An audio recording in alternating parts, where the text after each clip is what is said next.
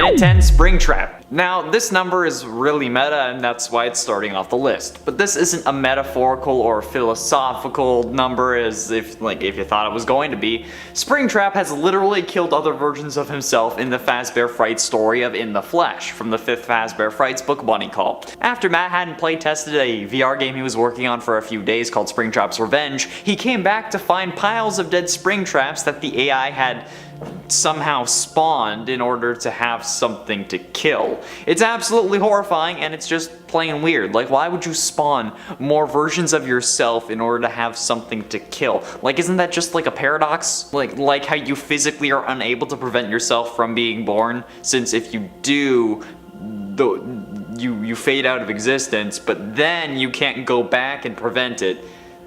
So like, you can't stop yourself from being born, because then you can't stop yourself from being born. I mean, well, depending on what theories about time travel that you believe, whether you believe Back to the Future or Endgame. That also makes it impossible for your younger siblings to prevent you from being born, but the older ones can prevent the younger ones, because they'd still be alive before you were conceived. So watch out, Jordan. And at 9, Hudson.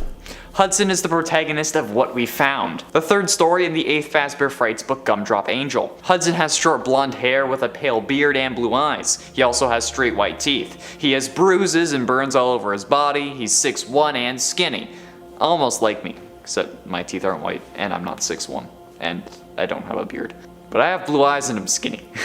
Hudson is a security guard at the upcoming horror attraction of Fazbear's Fright. His life up to this point has been filled with nothing but tragedy. His father committed suicide and his mother remarried a man named Lewis who would physically abuse Hudson at nearly every chance he got. He also became the main target for bullies who would hold his head down while flushing a toilet. Hudson began to fail school, and instead of trying to help him, the teachers would instead call him names and tell him that he's dumb.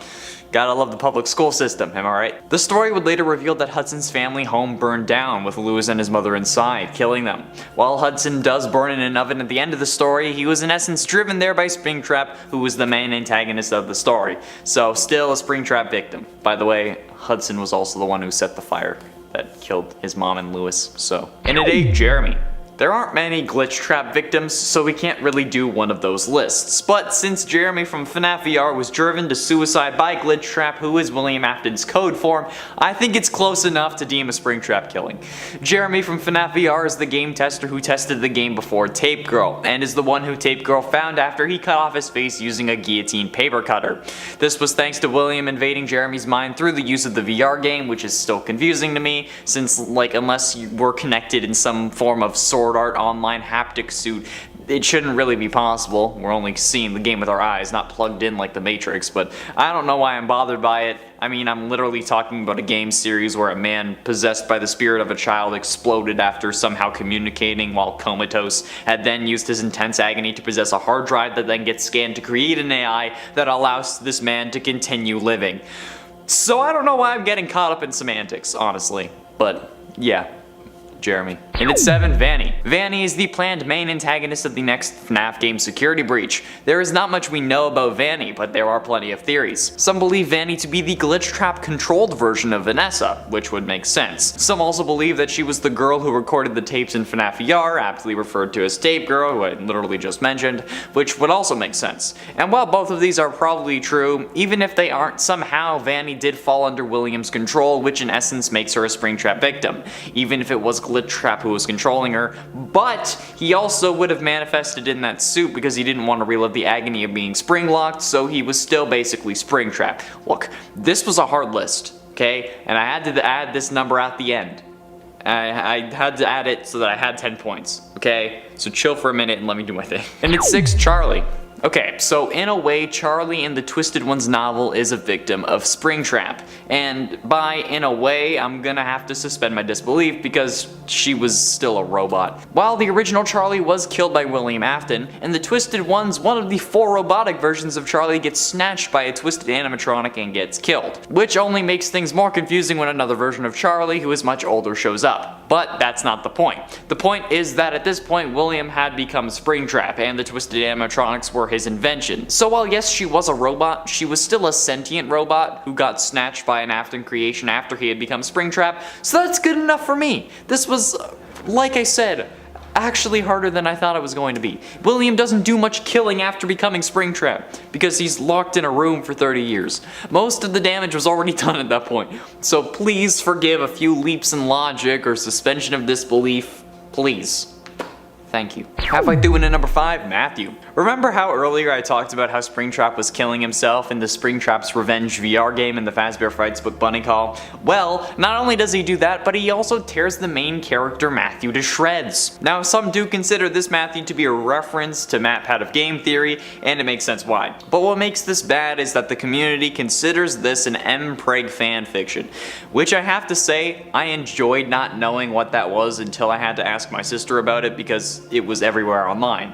She's really into fanfiction, it's kinda concerning. Anyway, basically Matthew in this story gets implanted with a baby Springtrap thanks to a program called itsaboy.exe, which literally ends up tearing him to shreds from the inside out. Hardly a fun experience, I would say. Yet some women go their whole lives wanting to give birth and have kids. But I mean, at least most of the time, they don't kill you from the inside out. Or rather, they don't usually claw at you and dig through your stomach. That's exclusive to Springtrap, I hope. In at 4, Henry. Henry is another case that is kind of like victim adjacent, and not in a sense where he was a victim because he killed Charlie like I said last time, but rather because Henry lets himself die in FNAF 6 in order to ensure that nobody remembers what William did. However, William does end up escaping, but Henry stayed put and let himself burn in the FNAF 6 fire because of Springtrap, and then it turned out that it was all for nothing, because nobody is standing in his way anymore.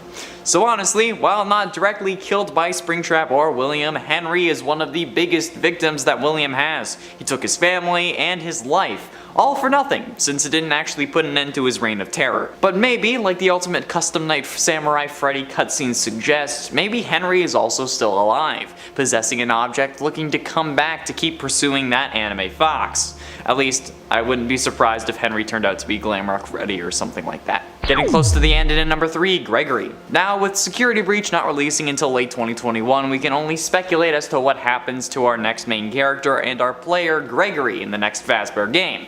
However, it's entirely possible that Gregory ends up getting killed. Think about it. This is literally a kid who is fighting one of the FNAF universe's deadliest child serial killers, who has multiple animatronics out to find him and control over a security guard. Not only that, but it's entirely possible that Glamrock Freddy ends up betraying us and crushing us while we're inside of him. That sounded weird. It's not like we haven't been killed in the games before, or at least horribly mutilated like we were in Sister Location. And we as the player die in FNAF 6 along with Henry. So Scott is not new to killing off the main player in his games. But also, realistically, he's a kid. And like, what's he gonna be able to do against a literal sentient code? And if he lives, there will be someone to tell the cops what happened. And if William was paying them off, he certainly wasn't anymore, so maybe they can have an actual investigation this time. But only if Gregory lives, so he's probably gonna die. Penultimately, in at number 2, Michael Afton. Now, this may be confusing to some of you since Michael doesn't die until FNAF 6, but come on, this guy is the biggest Springtrap victim of them all. Let's just recap what happens to Springtrap's own son, for God's sake. He kills his brother, assuming that's actually what happened. He then learns about his father's killing spree and tries to right his wrongs. While doing so, he is haunted by the spirits of the children his father has killed, and then learns about how his sister has possessed an animatronic after getting scooped so many years ago. Then he learns that he is probably a robot and gets ripped open by a scooping machine. After this, a giant robot amalgamation of parts fills his body and lets him bruise and rot while wearing him like a suit after Barney Stinson had a mental breakdown, and then he vomits that entire animatronic back out. Can you imagine how painful that would be? The 7-foot tall mass that is entered coming out of your throat. But somehow, he's still alive. Then he finds a job posting about a new Fazbear location and applies for it, but then has to salvage animatronics that include the thing that ruined his body, his long dead sister, one of his father's earliest victims, and his father, all of which may kill him if he's not on high alert. This man has suffered probably the most in the entire series.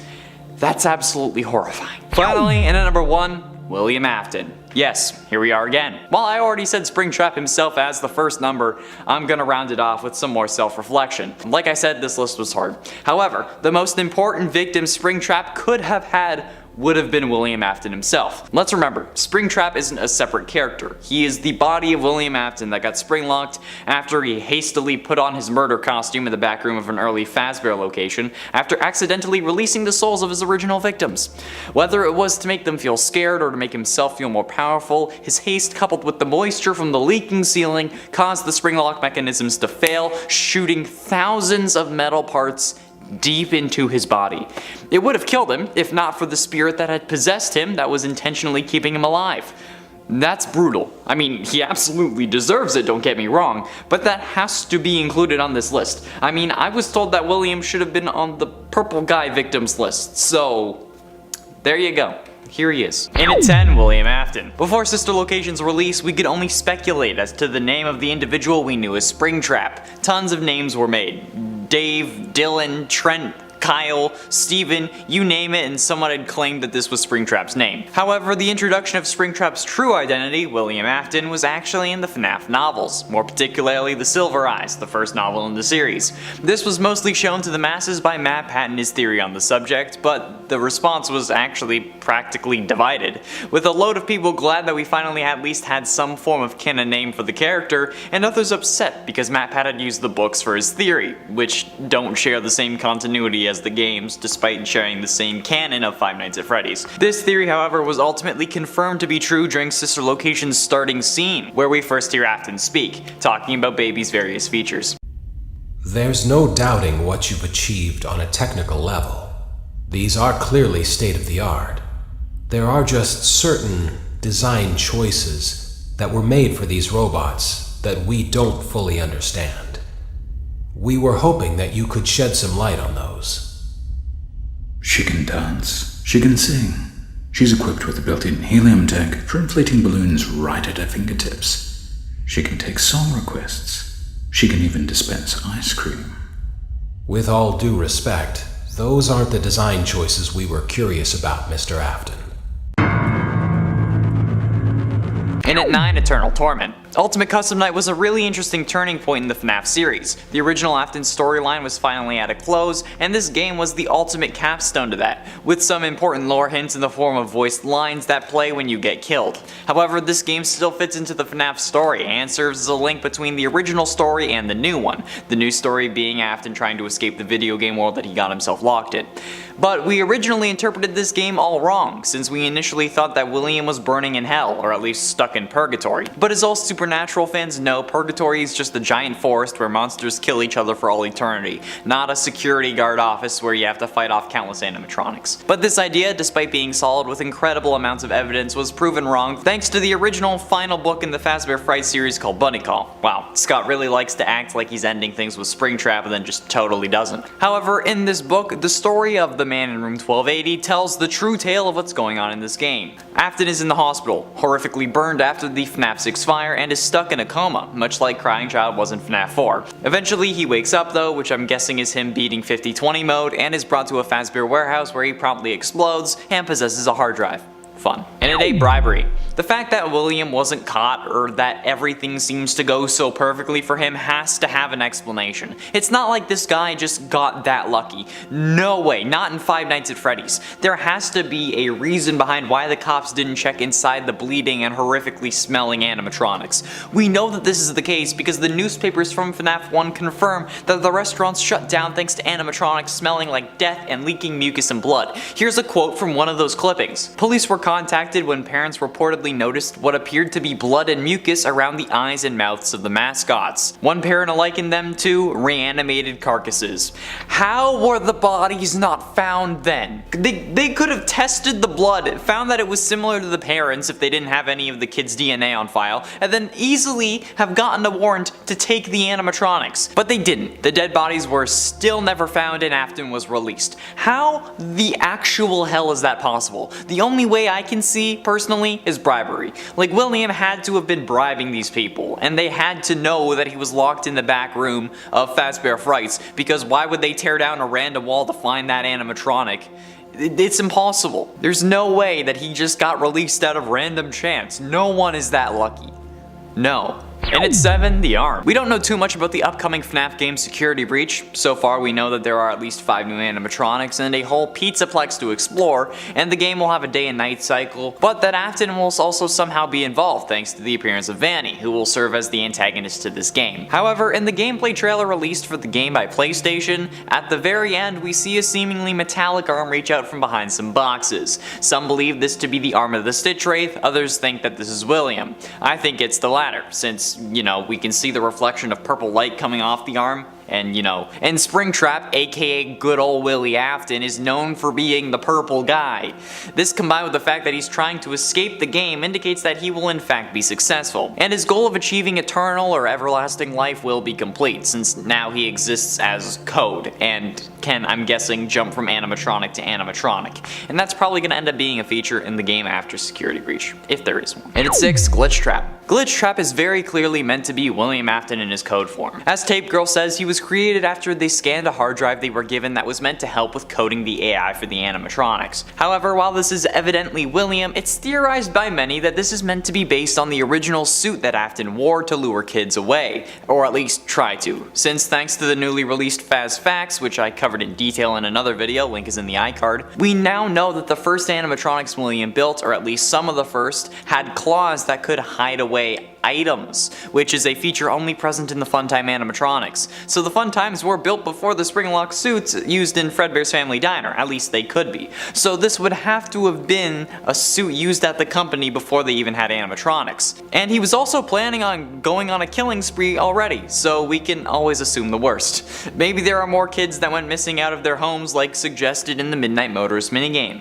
Who knows? Halfway through it at number 5, Survivor. The issue of how William was surviving so much was really on everyone's mind. He made it through being spring-locked, he survived 2 fires, he was really somehow the most iron-willed individual in the series, and we have no idea why. Or at least, we had no idea why. The main theory was that William had injected himself with Remnant, which is the molten form of metal possessed by a soul, which would have been the original 5 animatronics. This idea, from what I can tell, came from the books, since the novel version of William becomes incredibly obsessed with Remnant and trying to use it to grant himself everlasting life, like some weird kind of soul vampire, also known as a ginger. This seemed like a solid idea though, and explained away many of the random things he got through, but had one crucial flaw.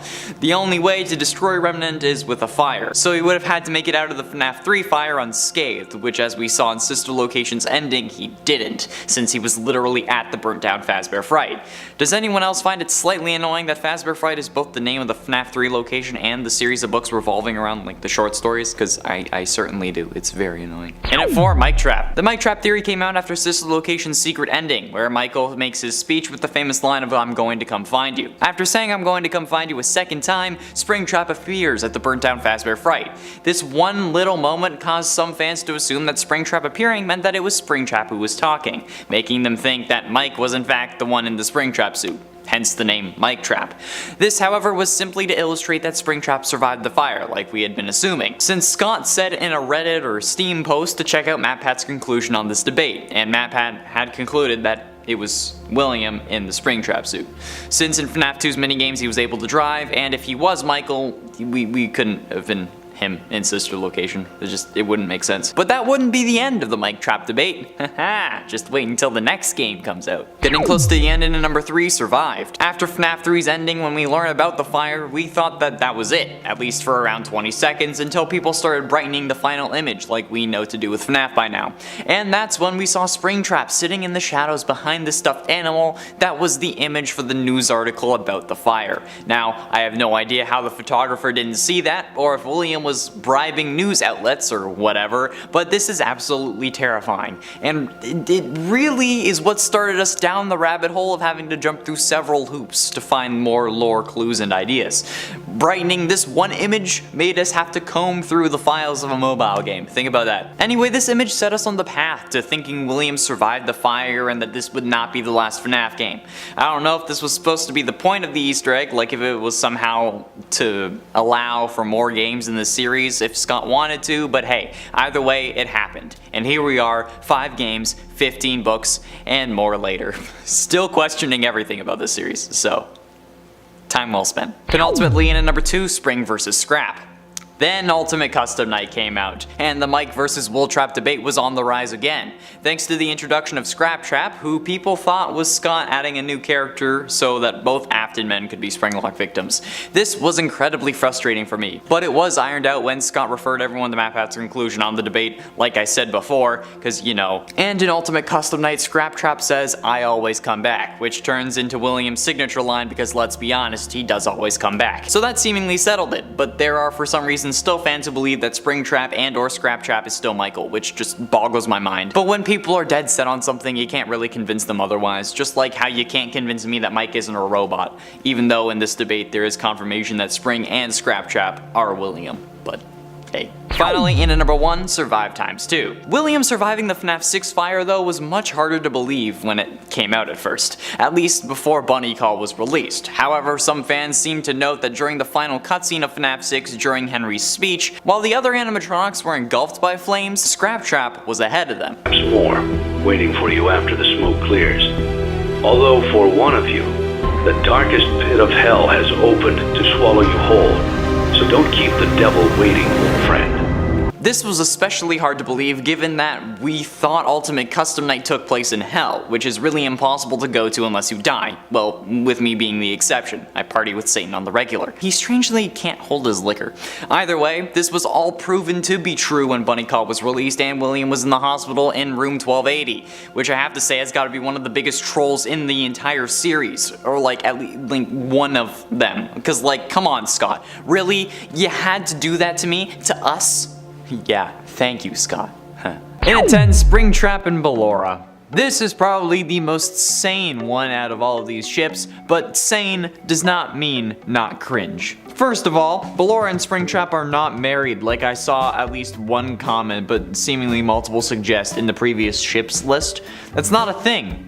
They're animatronics, and there is no evidence that Ballora is possessed, either by a Mrs. Afton or literally anyone, despite the novels having the fun times be injected with the remnant of the 5 original animatronics. There's no evidence for that in the games. And while Ballora could have been created as a surrogate mother or a representation of a woman that Afton loved or couldn't have or whatever the story ends up actually being, this is still all kinds of weird. Like, what are you people doing?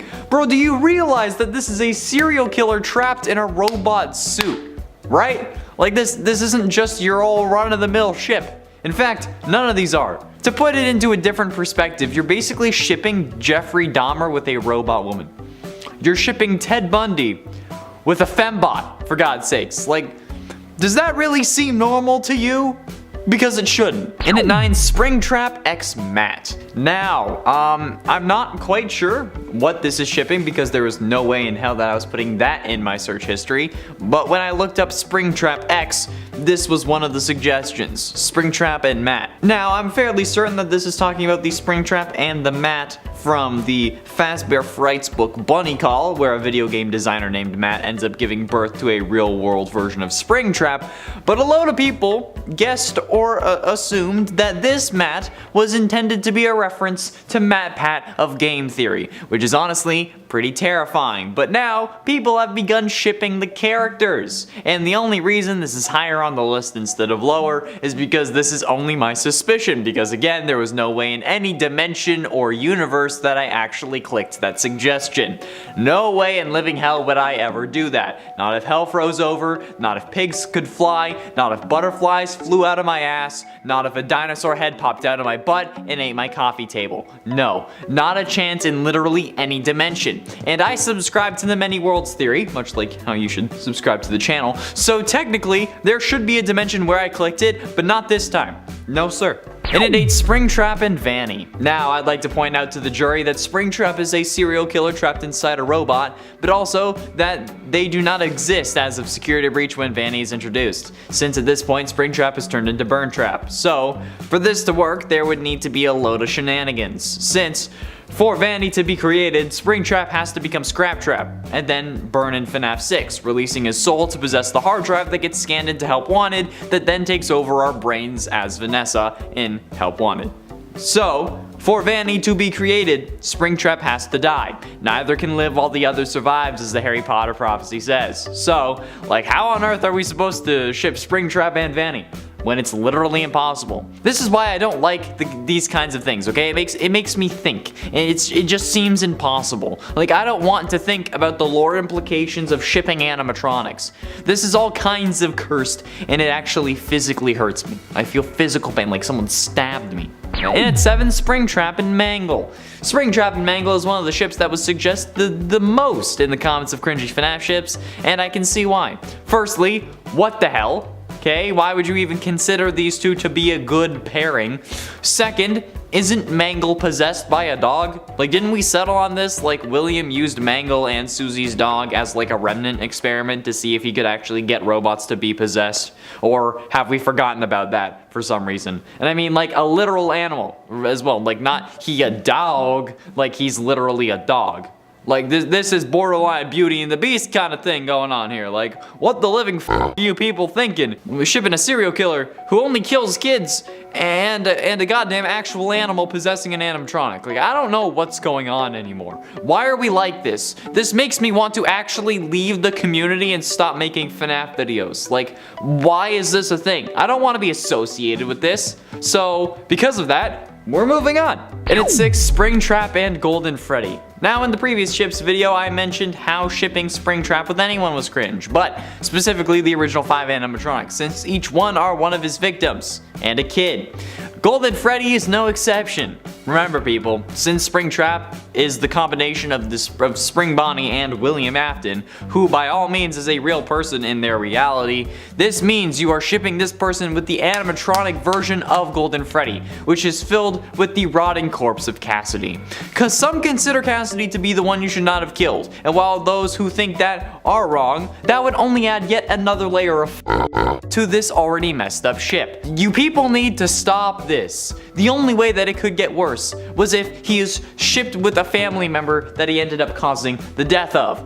Oh wait, yeah. It's not on this list because it was too much for a whole number, but there is also a Springtrap and Crying Child ship that I think needs to be investigated by the authorities or something, because like that's not even like daddy issues, okay? That's mental issues. Plus, again, like the Vanny thing, impossible lore-wise. Halfway through into number 5, Springtrap and Michael. Oh yes, like I said, the only way it could get worse was if he was being shipped with a family member that he ended up causing the death of, and here we are. The Springtrap x Michael ship is one of the most horrific things I've ever witnessed. And honestly, even talking about it, I kinda wanna hurl. And before you get mad at me saying William didn't cause the death of Michael or Crying Child, yes he did. He was the one who superpowered the Fredbear animatronic and gave it the ability to crush a skull. And before you try using the whole, if someone holds your hand under a hydraulic press, it's not the person who made the hydraulic press's fault on me, okay? These two things are entirely different scenarios. In this case, this is like someone pushing me onto a fence that is labeled as a normal fence, but then someone came along and made it an electric fence without anyone knowing. In that case, the person who made the fence electric is at fault. Secondly, William, by killing people and causing his son to feel immense remorse, caused his other son to die. By killing people, he set his fate as being stuck in the FNAF 6 location, one that Michael felt the need to be at to ensure his father's destruction, which caused him to be trapped inside since Henry never provided an exit. And you wanna ship them? Knowing they're related. Y'all are And at 4, Springtrap and Sans. You know what? I'm gonna say what I said last time I brought this up because honestly, this is worse than almost anything else on this list. Like, why are you shipping Springtrap with Sans? That's not even a character in the series, for God's sakes. That is cringe. How the ever-loving duck does that work? There are like whole Instagram accounts that I've seen revolving around this concept, and I don't know if you're joking or not. Who thought of this? What made this idea come to life? How many recreational substances were you on? Like, Sans is a 2-foot-tall skeleton boy, and Springtrap is a dead serial killer who's taken more lives than years Sans has lived. Like, not really, because Sans is like 2 million years old, but that's even more weird. Like, do you see my point? The balance also is just kind of confusing. Okay, it's like someone who's like really short married to someone who's like 6 feet. It's like a 5 foot tall person being married to a 7 foot tall person. How does that even work? What? Like, Sans would need an actual ladder to have a proper conversation with Springtrap, let alone anything else. Like, not even a step ladder. Okay, you would need like an actual ladder. I wouldn't even bat an eye if they were using one of the extending ladders that fire trucks have on the top. Yeah, this is all kinds of screwy. And besides, at that scale, he's below level 2. So what's the point?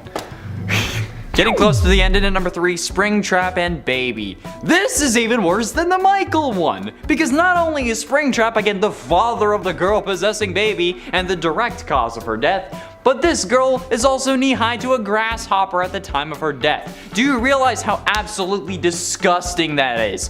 When I looked up Springtrap X, as I was doing for most of these numbers, this is one of the first ones that came up. And you know what? That's just wrong. This is shameful. It's even worse than the Michael one. I'm not even joking. Who on God's green earth thought that this was a good idea? And before you defend yourself saying it's the character of Baby, firstly, William designed Baby to appeal to his daughter. Secondly, the only version of the Baby character that we know of is the one that Elizabeth is possessing. I feel like everyone who ships this needs a long, hard talk with Chris Hansen and that Russian guy on TikTok who is catfishing adults with a 14-year-old profile and then scaring them so bad they never did it again. Like, holy sweet Jesus, this is messed up. This is one of the 2 things that I hate the most in the world, and I don't even want to think about how people can actually be shipping this for real. So we're moving on. That's not my, I'm mad about this. I'm mad. Penultimately, in at number 2, Springtrap and the Puppet. While this isn't as messed up, okay, there has been an awful amount of fan art about this ship that honestly makes me want to yak. Firstly, this is William's first victim, guys, so like, why would you ship them together? Secondly, the amount of art that I've seen where I have seen them with a baby is too much. Like a literal child, okay? People. These are robots, and one of them is a killer trapped inside of a robot with no vital human recreating organs existing. So, why are you trying to make them have babies? Please, for the love of everything that is holy, unholy, persistent, illegitimate, dark light, whatever you want to praise, for the love of it, please stop. It's wrong, it's horrifying, it's one of the most messed up things that I could think of. However, it still doesn't top our number 1 spot. And you'll see why in a minute. I can't handle this. Why? Why would you do this? This was originally going to be number 1. But I just didn't want to give the people who do ship this the satisfaction of it being on the top of the list. Because even though that would mean that it's the cringiest ship of them all, they ship the Puppet and Springtrap, so clearly they can't understand logic and they would just see number 1 and be happy. And finally, in at number 1, Springtrap X Reader. This feels like a personal attack if I'm being frankly honest, because you know what, if I read one of these I would have been the reader and I don't want that to happen. Number 1. This was the number 1 search when I looked up Springtrap X, okay, Springtrap X Reader, and I don't even want to know how that works. Like, I know how it works, but I don't want to know how someone reading a fanfic would end up falling in love with Springtrap, a literal animatronic man serial killer hybrid. What the everlasting, sweet, holy Jesus is going on with this community? These are the kinds of people who send Polaroids to serial killers who are in prison for life. I don't understand it anymore. I need to take a shower, sit on the ground, and cry for the entire weekend, because this is just what? How does one even come up with the concept for falling in love with an animatronic man hybrid? If it was Chica, I'd understand. But Springtrap, he is one of the most Rule 34 animatronics out there for seemingly no reason, because I just want death now. The fact that people are falling in love with William Afton's filleted body stuck with a bunch of robotic parts, and I can't get a girl to stick around for more than a couple days, is pretty damn ridiculous.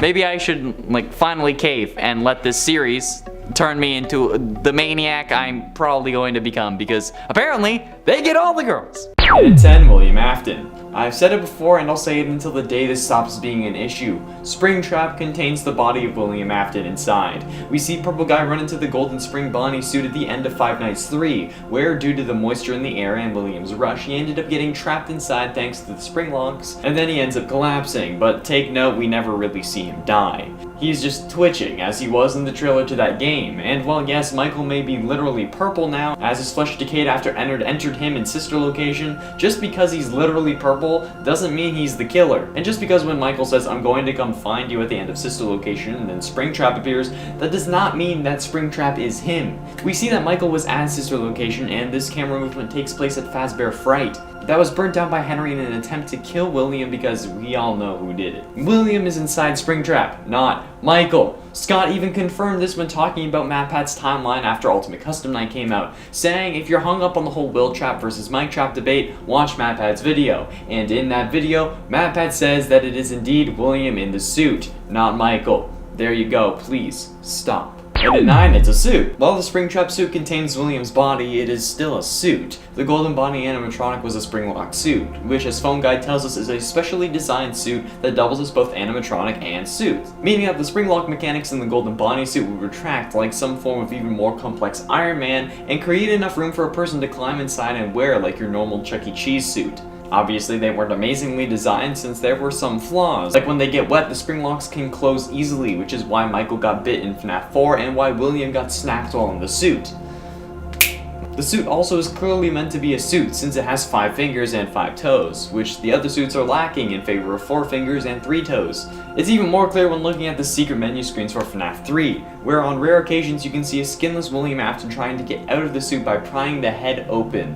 Yeah, it's weird. And at 8, secret room. All Freddy Fazbear locations had a secret room, a room that was secret because it was invisible to the animatronics, meaning that while every other room was programmed into their pathfinding, this room wasn't, and because it was never mentioned to any customer. Only employees that were around before they sealed them up. Why did they seal up these rooms? Because William Afton was stuck inside one, and if they just closed the one, that would look kinda suspicious. He was twitching in the Spring Bonnie suit. This is seen in the FNAF 3 final minigame where we see William run into the suit and then collapse. This is the safe room as indicated by the fact that the Shadow Freddy can find it, but you as an animatronic are physically unable to enter because your pathfinding does not allow it.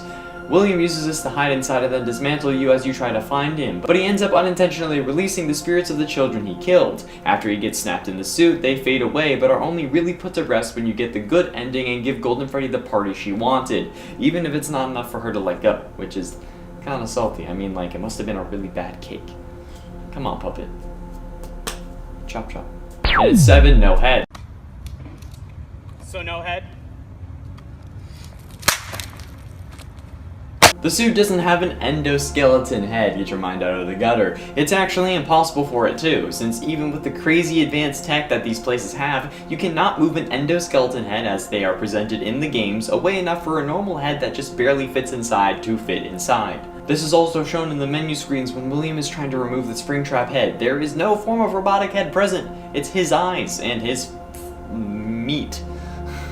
How on earth would the face operate in the Springlock suit if there was no proper head?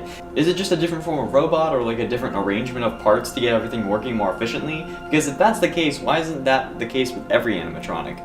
If it costs the company less to manufacture, I'm sure William would be fine with it if not encourage it, since he gets his daily fill of child murder and he saves a little bit of money on the side, so might as well. Well, maybe it's more expensive, but if that's the case, I'm sure it's easier to just make a separate suit than paying extra for a specially designed suit that doubles as both animatronic and suits. Like, just make a separate one. You can still kill kids in it. And at 6, no clear motive. We know that William Afton is the purple guy and that he is the Springtrap and that he is the killer, but what we don't know for sure is why. We know his boy gets chomped and then he sets out to put him back together as a robot, but he was killing kids before that even happened.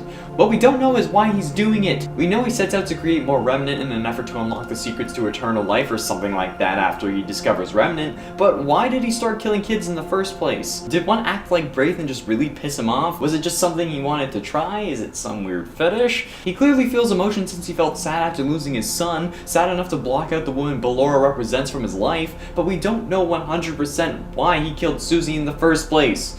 Do you have any theories? Do you have any idea why he could have done it? Let me know in the comments because figuring this one out may be the key to solving the rest of the lore that we haven't really figured out already. And at 5, fly lures.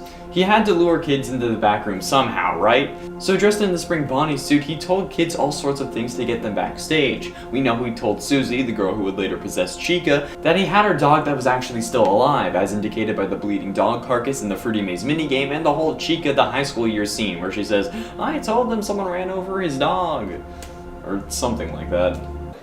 He'll be mine by the end of the day. I just know it.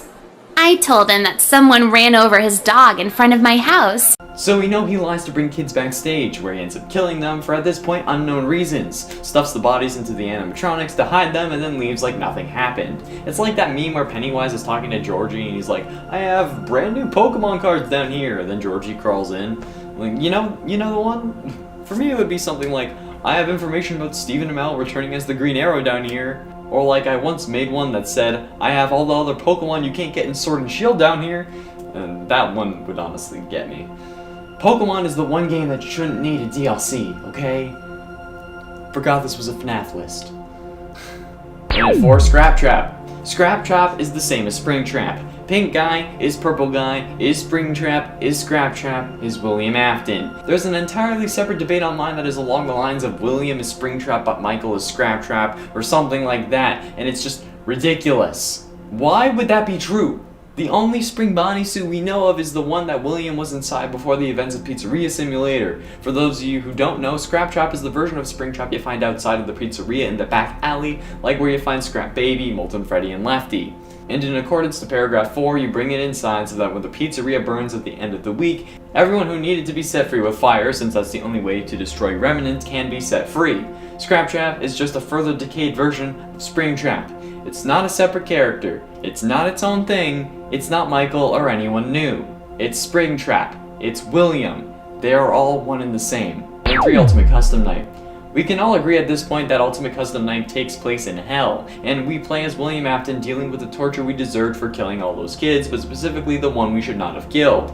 However, the confusing thing to me is that in Ultimate Custom Night, while we play as William Afton, we can also play against animatronics like Springtrap and Scrap Trap, which are indeed versions of us. This is confusing to me, but it makes me wonder, not about Willie being Springtrap, but about what the mechanics of this are. I suppose it could be that he did indeed create that monster, since he hid in the suit to feel more powerful when confronting the spirits, or perhaps it's because it was made of remnant. Or it could have just been that the characters available are the ones that Afton deemed his greatest failures in his mind. It's even more confusing that in the game code, Scrap Trap is referred to as William Afton. Scott.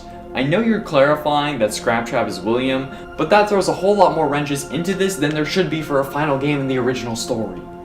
Come on. And 2, names. Springtrap has gone by many names, some being before the name was known, like when the Five Nights 3 trailer came out, some being just simple mistakes. However, they all existed, and technically you could also say that Springtrap went by all the names that the Purple Guy did, since they're the same person, but I'm going to ignore that. Springtrap has also been known as, well, Springtrap, William Afton, Michael Afton, Scrap Trap, Spring Bonnie, Golden Bonnie, and most interestingly, Hybrid. This name was brought on when the trailer for Five Nights 3 was released, and technically it was right. The fans assumed that Hybrid was in fact a hybrid of all the toy animatronics which he used to build himself, which could have been the inspiration for creation from The Joy of Creation. But in fact, Springtrap is just a hybrid of human and animatronic suit, not being entirely one or the other, hence why I refused to put him in the scariest animatronics list, especially since I don't really find him that scary. But Amanda put him on when she took apart, but despite that, I still stand by my viewing. I stand by my reasoning, okay? He's not entirely an animatronic. He's still in the suit. We never see him die. Finally, in at number 1, oldie but a goodie. This suit is one hell of an old suit, not to mention how long William was stuck inside it, but this suit dates back all the way to Fredbear's Family Diner, which is crazy, and even if they had this technology when that diner was prominent, that makes me even more concerned about how this thing was Iron Man levels of advanced. And while the decay on Springtrap makes that evident, it confuses me as to how it started to break down when Golden Freddy, a spring lock that is as old if not older than Spring Bonnie, seems fine in the first game. I think it's because those holes and rips were in fact made by William when he was trying to escape the suit. We see him trying to pry off the head, so it would make sense why he would have torn off bits of fur or even removed the whole foot in an effort to be set free. What do you guys think about the Springtrap decay? Let me know your thoughts down below. And at 10, Spring Bonnie. Spring Bonnie, while being canon in the main series, has only been showed in 8-bit cutscenes. It very well could have just been an animatronic too. But looking up Spring Bonnie on Google Images actually is pretty creepy for something that's only been in 8-bit and supposed to not be scary, since it's just an animatronic with an exoskeleton, or exosuit. For some reason, I find this more unsettling than the normal Springtrap. Maybe because I've been looking at normal Springtrap for so long that I've just gotten used to it? I don't know. The look of the completed and pristine Springtrap just puts me on edge for some reason. Maybe it's Maybelline, maybe it's because I think I'll be the next victim.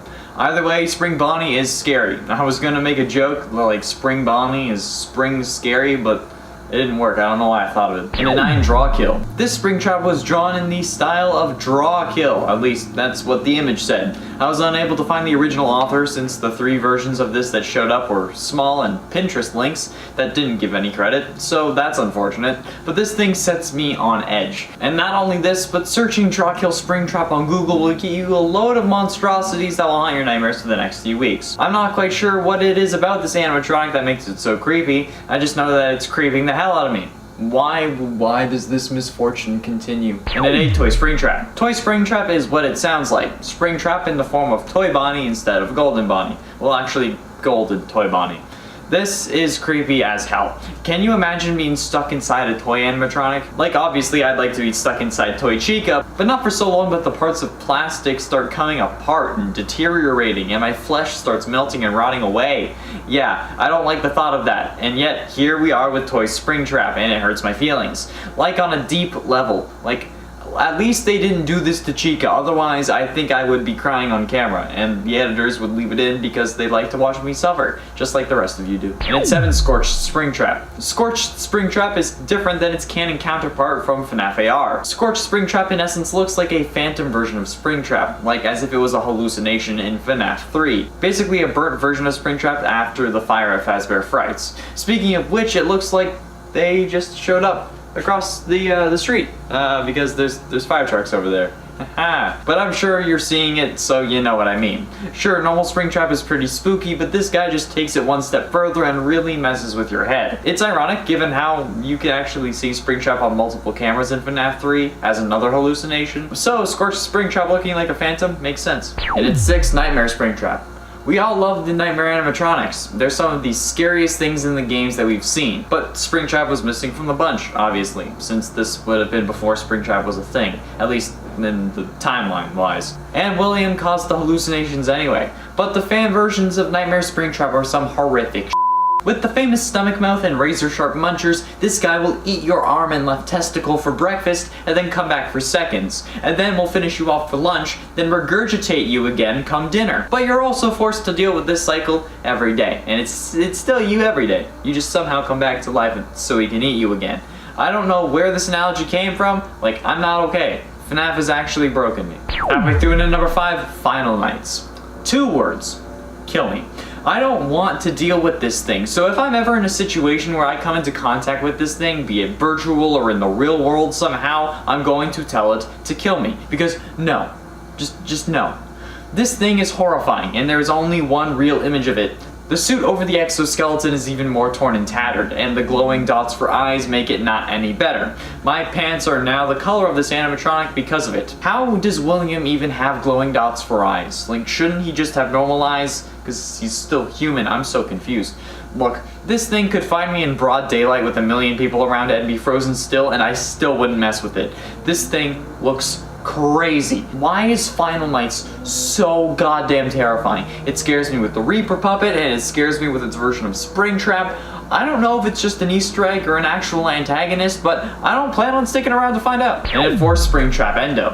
What would Springtrap look like without an exosuit? Without the stuff that actually makes him look like Springtrap. A monster comprised of human flesh and gore and some metal thrown in. Yeah, Springtrap Endo is the endoskeleton of Springtrap with William Afton still connected. Not only does that sound painful as hell, it looks like it. But this thing is so bloody, honestly, a lot of it may be black and white, or something like that. We may not be allowed to show it on YouTube. Well, we probably could show it, but we may get in trouble for doing so. So, watch at your own risk there. YouTube, I said it. Are we okay? Are we good? Getting close to the end in number 3, Daylight Springtrap.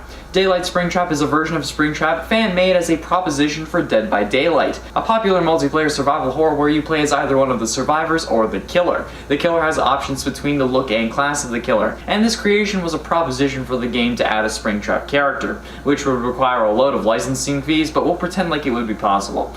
This thing would scare the living hell out of me in either game. It's just horrific. Just the horrific nature of these creations makes me sick to my stomach.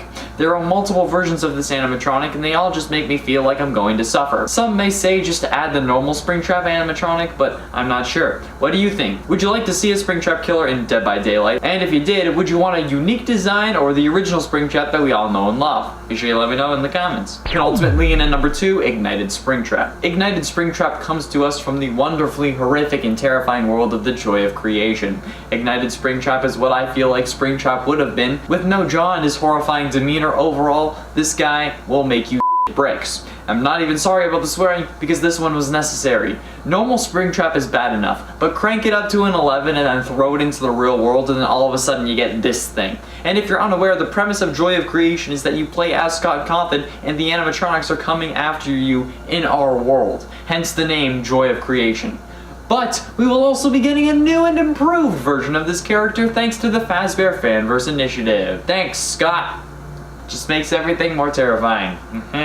Hooray! Finally, in at number 1, Garvey. Garvey is the penultimate antagonist in Dormitibus. As a human, he was a man who murdered the missing children. He later went on to get trapped in Spring Bonnie, becoming Springtrap, and then was burned to a permanent death in the Fazbear Frights fire. Garvey is a extremely grotesque version of Springtrap. The suit on his limbs and body are heavily tattered and shredded, and his organic remains are far more visible than they are for the normal Springtrap.